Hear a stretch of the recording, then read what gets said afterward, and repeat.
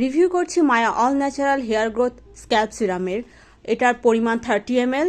এটার body rate লেখা 500, তবে আমি কিনেছিলাম 450 টাকা দিয়ে ডেলিভারি চার্জ বাদে। এটার ভেতরে আছে rosemary oil, onion oil, castor oil, vitamin E acetate, coconut oil, clove oil, lemon oil, tea tree oil এবং ল্যাভেন্ডার অয়েল।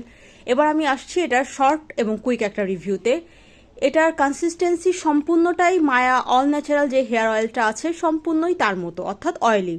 তো যাদের স্ক্যাল্প ড্রাই তাদের জন্য হয়তো এটা কিছুটা হলেও সুইটেবল হতে পারে, কিন্তু যারা অয়েলি স্ক্যাল্প তাদের ক্ষেত্রে এটা কিরকম হলো যে সিরাম অথচ তার কনসিস্টেন্সি একদম অয়েলের মতো।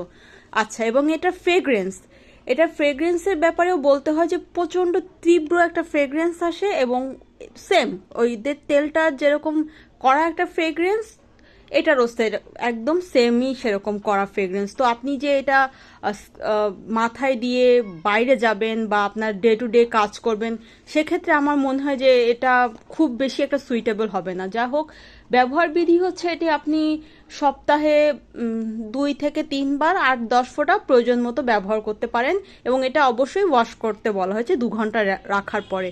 এখন আমার প্রশ্ন হচ্ছে, একটা সিরাম যেটা আমি 450 টাকা দিয়ে কিনছি, সেটা যদি অয়েলের কনসিস্টেন্সির মতোই হয় এবং অয়েলের মতোই হয়, তাহলে আমি কেন শুধু শুধু সিরামটাকে চুজ করব? আমি তো অয়েলটাই প্রি ওয়াশের জন্য যেরকম ব্যবহার করি সেরকম ব্যবহার করতে পারতাম।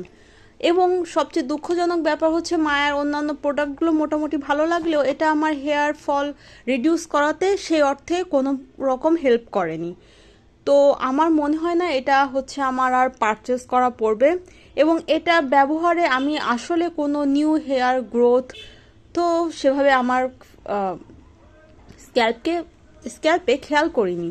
এখন ব্যাপার হচ্ছে যে প্রত্যেকের স্ক্যাল্প ভিন্ন, এবং এটা হয়তো আমার ক্ষেত্রে কাজ করেনি, কিন্তু হয়তো আপনাদের ক্ষেত্রে কাজ করলেও করতে পারে। তো এটাই মানে আসলে আপ টু ইউ। তবে আমার মনে হয় যে এটা আমার আর কেনা পড়বে না, কারণ এটা আসলেই মানে ব্যবহার করে আমি সেরকম আশানুরূপ ফলাফল পাইনি। এই তো, that's all for today. By.